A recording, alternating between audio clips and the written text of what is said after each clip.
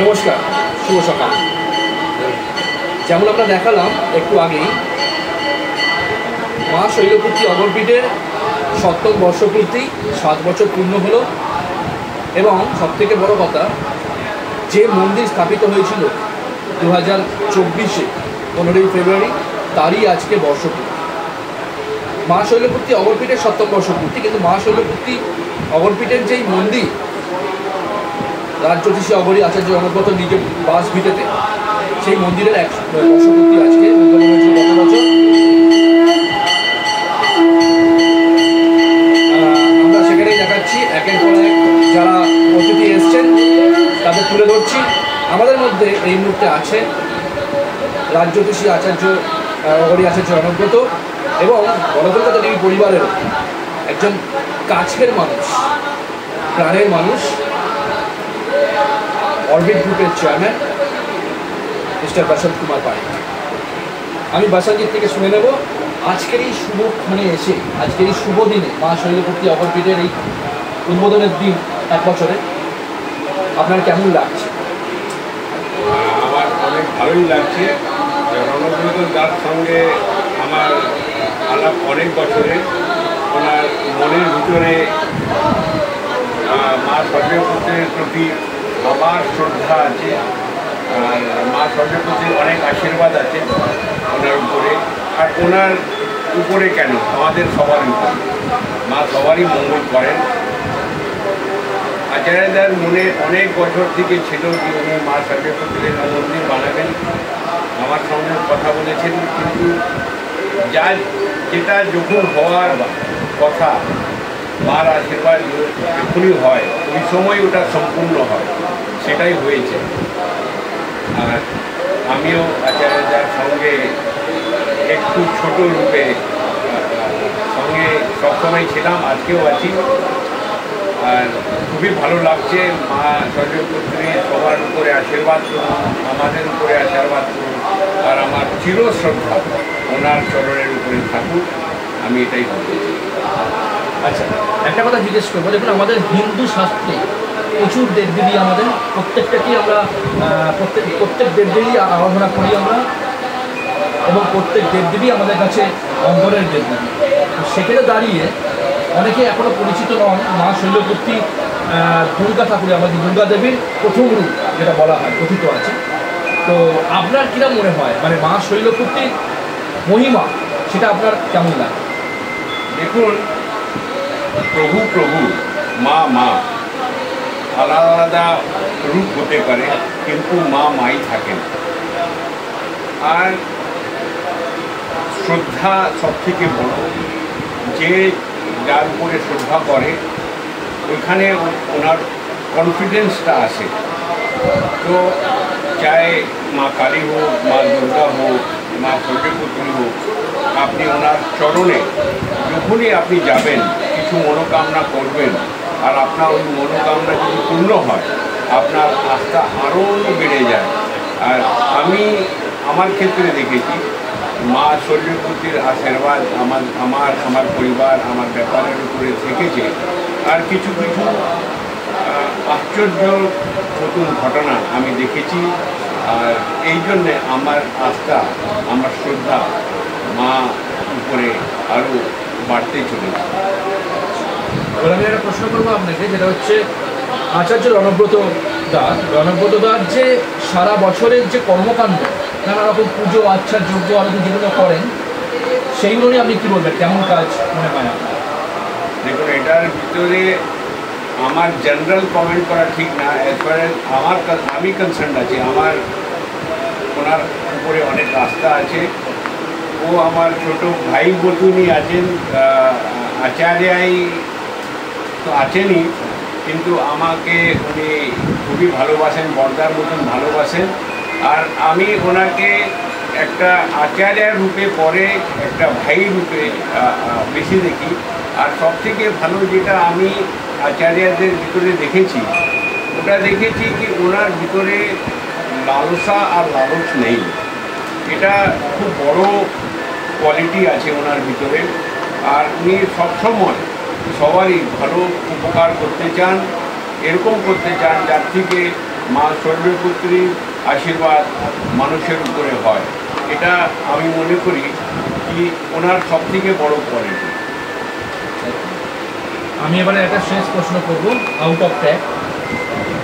আমরা দেখেছি আপনাকে যে আমাদের বড় কলকাতা টিভি পরিবারের সাথে আপনি পরিচিত প্রায় এক বছর হয়নি, 6-7 মাস 8 মাস হলো। আমাদের বঙ্গগৌরব উৎসব সিজন 4-এ উত্তম মঞ্চে আপনি এসেছিলেন এবং আমাদের বিশেষ সহযোগিতায় ছিলেন, অবশ্যই পাশে ছিলেন, খুব বড়োভাবে পাশে ছিলেন। আমাদের টাইটেল স্পন্সর ছিলেন বঙ্গগৌরব উৎসব 2024-এ বঙ্গগৌরব উৎসব অরবিট গ্রুপ।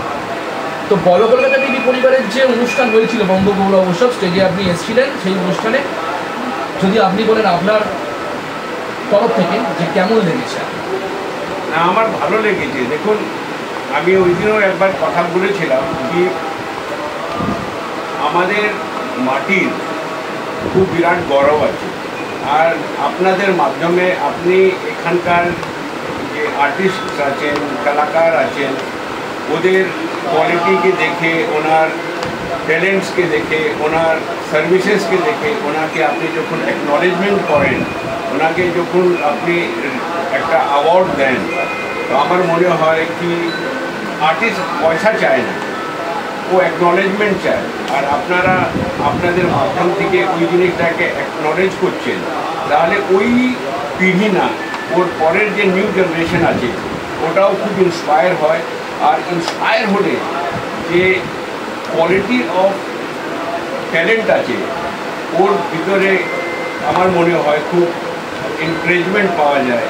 তো অ্যাকনলেজমেন্ট করা খুবই দরকার, আর আপনারা যে অ্যাকনলেজমেন্ট করছেন ওটা জন্যে আপনাকে বিশেষ বিশেষ ধন্যবাদ। অসংখ্য ধন্যবাদ। আমি লাস্ট একটা কথা বলবো, বড় কলকাতা টিভি পরিবারের 7ম বর্ষপূর্তি হয়ে গেছে 23শে জানুয়ারি। আমাদের 23শে জানুয়ারির দিন এবছরে 7 বছরে পূর্ণ হলো আমাদের বড় কলকাতা টিভি পরিবার। ঠিক নেতাজি সুভাষচন্দ্র বোসের জন্মদিনের দিনই আমাদের বড় কলকাতা টিভি পরিবার জন্ম হয়েছে। কেন আমি সবসময় তিনজন আমার আইডল। এক হচ্ছে নেতাজি সুভাষচন্দ্র বোস, আমাদের নেতাজি, আরেকজন স্বামী বিবেকানন্দ, আমাদের স্বামীজি, আর তার সবার উপরে তো আছেন রামকৃষ্ণদেব সারদামণি। আর যদি তার থেকেও উপরে বলেন, সবার আগে হচ্ছে আমার নিজের মা, এবং সেই দিনই মায়েরও জন্মদিন। একই দিনে আমার বড় কলকাতা টিভি পরিবার জন্ম হয়েছে। 7ম বর্ষপূর্তি হয়ে গেল এবং বঙ্গগৌরব উৎসব যেটা আমরা করে এসেছি, গত বছর করেছি, এই বছর আসছে যেটা 5 নম্বর সিজন। আমরাও আস্তে আস্তে গুটি পাই 5 নম্বর সিজন প্রোগ্রাম আজকের দিনে দাঁড়িয়ে নন পলিটিক্যাল প্রোগ্রাম আমরা কিন্তু অর্গানাইজ করে চলেছি। এবং এবছরে আমাদের ইচ্ছে আছে, যেহেতু আমরা চেষ্টা করি অনেককে নিয়ে আসা, অনেক ছোটো ছোটো ট্যালেন্টকে খুঁজে আনা, সেখানে একটা দিনে সময় কম হয়ে যাচ্ছে। তাই জন্য আমরা এবছর ডিসিশন নিয়েছি হাজরা সুজাতা সদনে আগামী 2রা আগস্ট, 2nd আগস্ট এবং 3rd আগস্ট শনি রবি 2 দিন ব্যাপী আমরা গ্র্যান্ড ইভেন্ট করতে চলেছি বঙ্গগৌরব উৎসব সিজন 5 ইন্টারন্যাশনাল। তো আশা করি আপনি আবারও আমাদের পাশে থাকবেন, ভালো লাগবে। যদি দু একটা শুভেচ্ছা দেন এই নিয়ে। না, আপনাকে অনেক অনেক শুভেচ্ছা। আমি আপনাদের সঙ্গে সবসময় আছি, সবসময় থাকবো। যথাসময়ে আমরা কথা বলবো, আর একসঙ্গে হয়ে এটা চেষ্টা হবে যে ওই উৎসবটা খুব সুন্দরভাবে, যেরকম গতবার হয়েছিল ওর থেকে আরও ভালো হোক। আর আমরা সঙ্গে দাঁড়িয়ে আমি ছোট রূপে যা কিছু করতে পারবো আপনাদের সঙ্গে থাকবো। আমরা চেষ্টা করছি বাংলার সংস্কৃতি তুলে ধরার। আর এই বছরে আমাদের বিশেষ উদ্যোগ হলো এমন কিছু অসহায় মানুষ যাদের গুণ আছে তাদেরকে আমরা সহযোগিতা করব, এবং নিউ জেনারেশন মানে বাচ্চা যারা আজকে স্কুলের ব্যাগের বোঝা, বইয়ের বোঝা, এতে আমাদের কালচারটা হারিয়ে যাচ্ছে, তাদের খেলাধুলা তো হারিয়ে যাচ্ছেই ধরে নিই। তাদের মধ্যে যে সুপ্ত প্রতিভা, নাচ গান কবিতা যাবতীয় যারা আছে, যেটা আমাদের গর্ব, ভারতবর্ষের গর্ব, প্রত্যেকটা বাচ্চার মধ্যে থাকা উচিত, তবেই সে বিকাশ পাবে।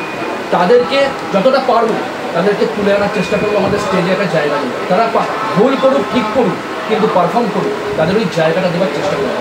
এটা খুবই স্মরণীয় আপনাদের চিন্তা ভাবনা। আমরাও আমাদের আলাদা আলাদা অর্গানাইজেশন আছে, ওখান থেকে আমরা অসহায় বা চ্যারিটেবল কাজ করতে থাকি। যেখানে মাবীর সেবা সদন একটা আছে, যেখানে আমরা খুব আমাদের ফ্যামিলি যুক্ত আছে, ওখানে আমরা ফ্রি আর্টিফিশিয়াল লিম্স ডিস্ট্রিবিউশন হয়, স্পেসিফিক সোসাইটির ওইখানে আছে, ওই স্টুডেন্টস ওই বাচ্চাদের কেয়ার করে চেষ্টা করা হয় কি they come to their normal life. ওই আপনাদেরও প্রচেষ্টায় আমাদের যদি কোনো সহযোগিতা দরকার হয় আমরা নিশ্চয়ই আপনাদের সঙ্গে থাকবো। একদম। আপনাদের এটা কোথায় কোথায় আছে? এটা ইকবালপুরে আছে, মহাবীর সেবা সদনের একটা বড় সংস্থা আছে, ওই সংস্থার ভিতরে আমরা আছি, যেটা ক্যালকাটা হসপিটালের ঠিক উল্টো দিকে একটা গলিতে আছে। ওইখানে ডায়াগনোসিস সেন্টার আছে, বাট মেইন আছে আর্টিফিশিয়াল লিম্ব, যার কোনো কারণে পা হারিয়ে গেছে বা পোলিওর কারণ পা নেই বা হাত নেই, ওইখানে ওদের artificial limb free of cost দেওয়া হয়, যা থেকে ওরা অলমোস্ট নর্মাল লাইফ লিড করতে পারে। বাহ, এটা শুনে খুব ভালো লাগলো, সাধুবাদ জানাই। আমরা চেষ্টা করবো আপনার সাথে কন্ট্যাক্ট করে যোগাযোগ করে রণদা আমি যে ওই জায়গায় গিয়ে আমরা এই কর্মকাণ্ডটা তুলে ধরতে চাই। নিশ্চয়ই, আপনি যখন বলবেন একদিন আপনাকে নিয়ে যাব, আপনি দেখবেন এই সোসাইটিতে বিভিন্ন সংস্থা কী করে ভালো কাজ করছে। আর এর একটা বিরাট প্রকল্প জোকাতেও স্টার্ট করা হয়েছে, ওখানে অলমোস্ট 1 লাখ স্কোয়ার ফুটের উপরে একটা প্রকল্প স্টার্ট হয়েছে।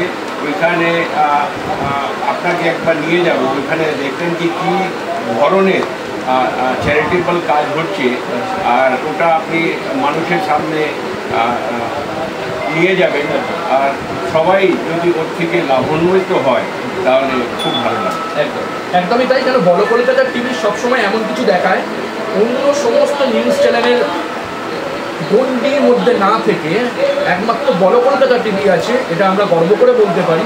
আপনারা যদি ফলো করেন দেখবেন আমরা কোনো পলিটিক্যাল ক্রাইম বা ইনসিডেন্ট বা ভায়োলেন্ট কোনো নিউজ আমরা দেখাই না, যেটা সবাই দেখায় সেটা আমরা দেখাই না। আমরা এমন কিছু দেখাই অববিট কিছু হিস্টোরিক্যাল, বাংলার সংস্কৃতি, কালচারাল, এডুকেশন, প্লাস হচ্ছে সোসাইটি সমাজের জন্য যে কাজ হচ্ছে, এই কাজগুলোকে আমরা তুলে ধরি। মানুষ আমাদের সেরকমভাবেই চায়। এটাই তো মিডিয়ার কাজ। মিডিয়ার কাজ স্পাইস নিউজ দেওয়া না, এটা কিছু হতে পারে ফর কমার্শিয়াল গেইন, কারণ কমার্শিয়ালও দরকার, বাট মেন যা ফোকাস আছে মিডিয়ার, ওটা হারানো উচিত নয়। ব্যবসার জন্য কিছু কিছু জিনিস দরকার হয়, সেটা করা ঠিক আছে, কিন্তু যেটা মেন ধারা আছে, the responsibility of media to see overall 360 degrees of life, ওটা খুব ইম্পর্ট্যান্ট আছে। আপনি ওটা নিয়ে চলছেন, আমার বিশেষ বিশেষ সাধুবাদ। অসংখ্য ধন্যবাদ। আপনিও ভালো থাকবেন, সুস্থ থাকবেন, সর্বোপরি আমাদের সবার পাশে থাকবেন। নমস্কার।